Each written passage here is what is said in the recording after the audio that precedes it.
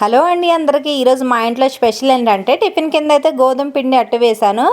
మా ఇంట్లో వాళ్ళకి చాలా ఇష్టం. ఎలా చేసుకోవాలంటే ముందుగా ఒక గిన్నెలో కావాల్సినంత గోధుమ పిండి తీసుకొని అందులోనే రుచి సరిపడా ఉప్పు వేసుకొని పెద్ద గరిటె బియ్య పిండి వేసుకున్నామంటే అట్లు కోసేటప్పుడు మరీ మెత్తగా రాకుండా కొంచెం క్రిస్పీగా అయితే వస్తాయి.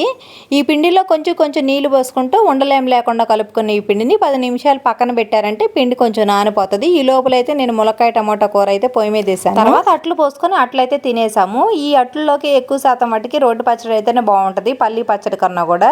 ఈ అట్లు చేసినప్పుడల్లా నేను కంపల్సరీగా రోడ్డు పచ్చడి అయితే చేస్తాను. ఆ వీడియో అయితే తీయలేదు. దోశలు తినేసి ఇంకా టీ తాగేసే లోపల కూర కూడా విడిగిపోయింది. తర్వాత అయితే బంగాళదుంప ఫ్రై చేశాను.